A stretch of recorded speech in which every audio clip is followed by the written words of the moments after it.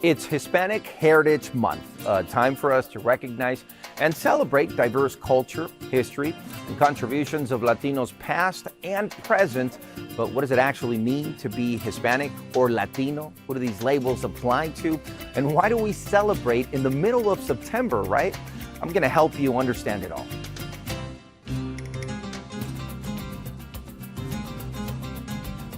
I'm Guad Venegas, NBC News and MSNBC correspondent, and a proud Mexican American. Now, most month-long cultural celebrations start on the 1st, right? So why does Hispanic Heritage Month start on September 15th? It's because a handful of Latin American countries actually celebrate their Independence Days on September 15th. Plus, Mexico celebrates on the 16th, and then Chile on the 18th. But there wasn't always a whole month to celebrate Latinos or Hispanics. In 1968, Congress passed a law ensuring that presidents would recognize National Hispanic Heritage Week each year. Then 21 years later, President George H.W. Bush became the first president to officially declare it a month-long celebration. Hispanics are the second largest racial or ethnic group in the U.S. with more than 62 million people descending or originally from Spain, Mexico, the Caribbean, and Central and South America.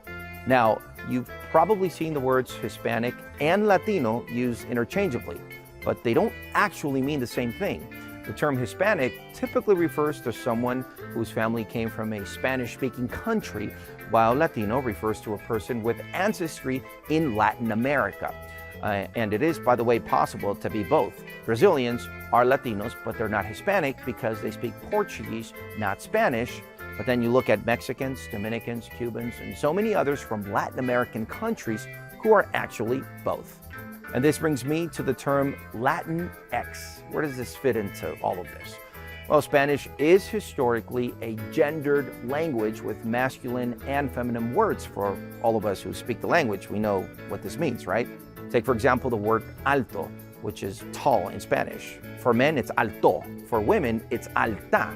Well, some are trying to do away with that by using gender-inclusive terms.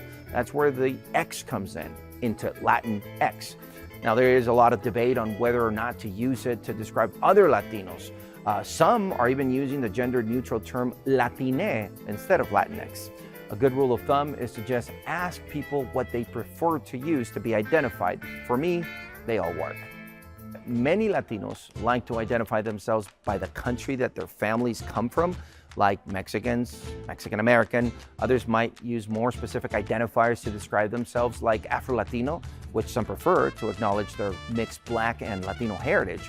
Then there's the term Chicano, which was coined by Mexican Americans during the Chicano movement of the 1960s to describe their own unique identity. By the way, I identify as Chicano, Pocho, or Mexican American. They all work. So what does this tell us, right?